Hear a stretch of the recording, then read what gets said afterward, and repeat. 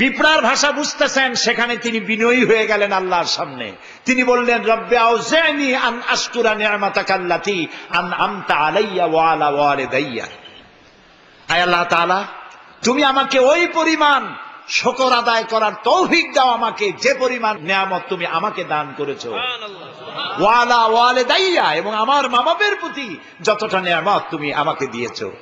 One আমালা সালিহান তারদাহু, আর আমাকে এমন আমল করার তৌফিক দাও যাতে তুমি খুশি হও। ওয়াদখিলনি বিরাহমাতিকা ফি ইবাদিকা সালিহিন, আর আল্লাহ আমাকে ইবাদে সালেহের মধ্যে শামিল করে দাও। সুবহানাল্লাহ। প্রিয় ভাই সব, আমার মূল বক্তব্য ছিল এই সব সচ্চরিত্রবান সুপার কোয়ালিটির মানুষ আল্লাহর নবীরা মার খেলেন কেন? শুধুমাত্র দাঁত মাজা, সুরমা লাগান, দাড়ি লাগান।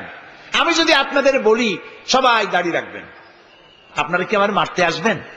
কেন মারবেন? আমি তো খারাপ কথা কিছু বলি, এই জন্য মারামারি হয় না। মারটা হইল কেন?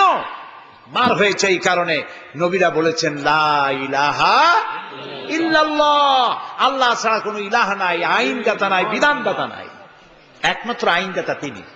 এখন আল্লাহর আইনটা কি সেটা আমাদেরকে বুঝতে হবে। নবী করিম সাল্লাল্লাহু আলাইহি ওয়াসাল্লাম যখন এই কালেমার দাওয়াত দিলেন, মার শুরু হয়ে গেল। যারা এতদিন বলছিল আল আমিন, কি বলছিল রসুলকে? আল আমিন, তারাই এখন নবী করিম সাল্লাল্লাহু আলাইহি ওয়াসাল্লামকে পাগল বলা শুরু করলো। রসুলকে পাগল বলা হলে আঘাত লাগে কার গায়ে? আঘাত লাগে কোথায়? আল্লাহর গায়ে বলা যাবে না, আল্লাহর অস্তিত্বে আঘাত লাগে। আল্লাহ রাব্বুল আলামিন এই কাফেরদের অপবাদের জবাবে আল্লাহ তাআলা প্রতিবাদ করলেন। তিনি বললেন, ওয়ামা সাহিবুকুম বিমাজনুন, তোমাদের সাথী পাগল নয়, তোমাদের সাথী বললেন আল্লাহ তাআলা। কেন? তোমরা তো এই লোককে হতে দেখেছো, তার শৈশব, কৈশোর, যৌবন, আর এই বয়স পর্যন্ত তোমরা তাকে চোখের সামনে দেখেছো। পাগলামির কি দেখলে তোমরা তার ভেতরে? কেন পাগল বলো? তিনি পাগল নন, তিনি শায়ের নন, তিনি জাদুকর নন, তিনি গণক নন, তিনি আমার নবী। মুসলমানেরা মার খাচ্ছে, পালিয়ে বেড়াচ্ছে।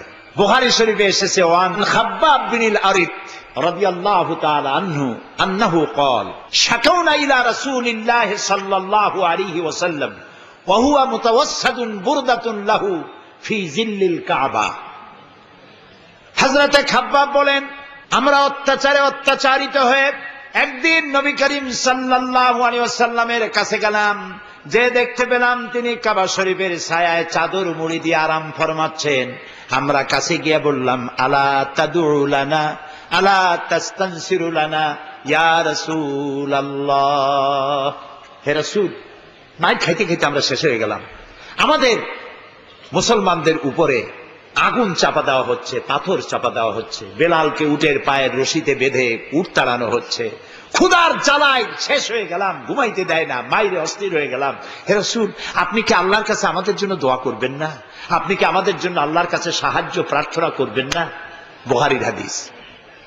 রাসূলুল্লাহ উঠে বসলেন, বললেন, ও খাব্বাব, তোমাদের আগে এই পৃথিবীতে যারা এসেছিলেন সেই সমাজের সমাজপতিরা কলেমার দাওয়াত দেওয়ার অপরাধে তাদেরকে ধরতো। ফায়ুখাজুর রাজুলু ফায়ুহফারু লাহু ফিল আরদ, তারা তাদেরকে ধরতো আর তাদের জন্য গর্ত খনন করত।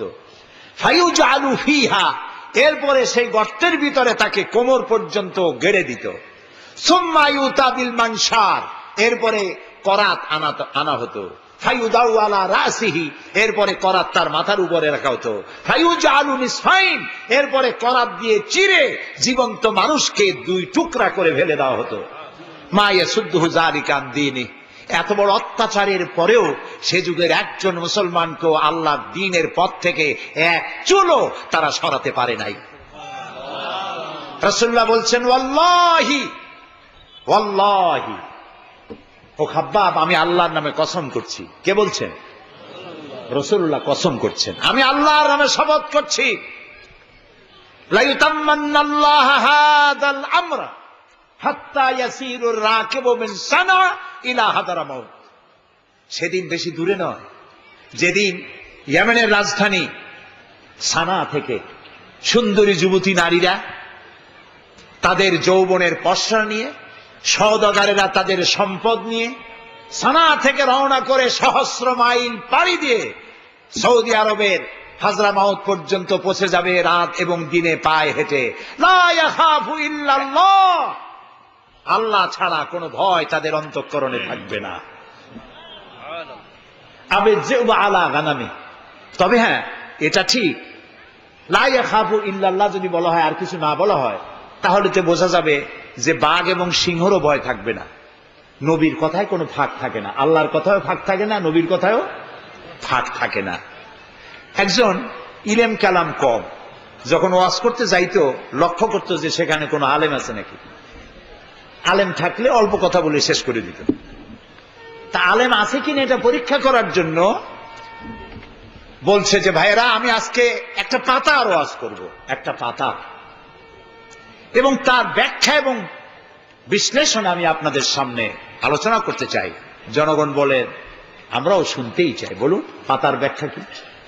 তিনি বলছেন এমন একটি পাতা, এটি যদি মাটিতে পড়ে বাঘ হয়ে যায়, আর যদি পানিতে পড়ে কুমির হয়ে যায়। একজন দাঁড়ায় বলল, হুজুর বুঝলাম এই পাতার ফজিলত এমন, মাটিতে পড়লে বাঘ হয়, পানিতে পড়লে কুমির হয়, কিন্তু পাতাটি যদি অর্ধেক মাটিতে অর্ধেক পানিতে পড়ে তাহলে কি হবে?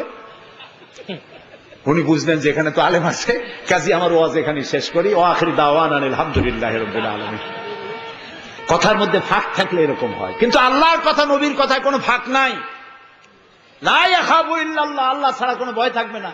কিন্তু গরু ছাগল ভেড়া নিয়ে যাইতে গেলে যদি জঙ্গলের বাঘ আক্রমণ করে, সে ভয় কি থাকবে না?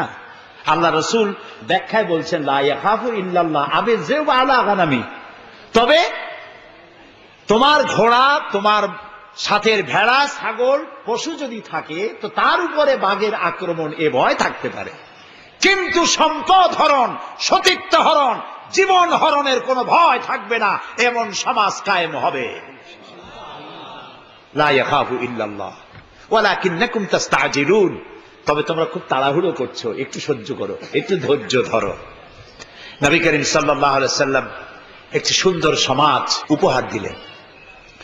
আমি ইতিহাস থেকে আপনাকে শোনাতে চাই। রাসূলুল্লাহ ইন্তেকাল করেছেন, ঐতিহাসিকরা লিখছেন মদিনার এক যুবতী নারী কি সমাজ কায়েম করে গেল শোনেন। রাসূলুল্লাহ ইন্তেকাল করেছেন, ঐতিহাসিকরা লিখছেন সেই সমাজের একটি যুবতী নারী মদিনা থেকে কোন এক আত্মীয়র বাড়ি বেড়াতে রওনা করেছেন। যেতে যেতে আত্মীয়র বাড়ি পৌঁছবার আগেই সন্ধ্যা হয়ে গেল। মনে মনে ভাবলো, এখন যদি আমি কোনো পরপুরুষের সামনে পড়ি তাহলে তো আমার সতীত্ব যাবে, অলঙ্কারাদিও যাবে, সারা জীবনের লালিত সম্পদ নষ্ট হয়ে যাবে। খুব ভীত সন্ত্রস্ত পদে এগোচ্ছে, আর বাঘ দেখা হরিণীর মতো তার চোখ এদিক ওদিক তাকাচ্ছে আর হাঁটতেছে। হঠাৎ দেখে দূর থেকে তার দিকেই এগিয়ে আসছে এক যৌবন ভরা এক যুবক। যুবককে কাছে আসতে দেখে যুবতী নিজের লালিত সম্পদ, সতীত্ব আর অলঙ্কার আদি হারাবার ভয়ে মাটির উপরে বসে পড়েছে, তার রুহু গলার কাছে এসে গেছে। ঐতিহাসিকরা লিখছেন যুবকটি যুবতীর কাছে এসে দাঁড়িয়েছে। যুবতী মহিলার চোখের উপরে চোখ রেখে যুবক ছেলে বলছে, মা, আমাকে দিয়ে তোমার কোনো অনিষ্ট হবে না, তুমি কোথায় যাবে আমাকে বলো, আমি পাহারা দিয়ে তোমার গন্তব্যে পৌঁছে দেব। আমার পরিচয় শোনো, আমি মুসলমান। সুবহানাল্লাহ। রাসূলুল্লাহ এই মুসলমান বানিয়েছিলেন, এই সমাজ বানিয়েছিলেন। তাই আমি আফসোস করে বলি, মরা মানুষ জিন্দা হওয়ার কোন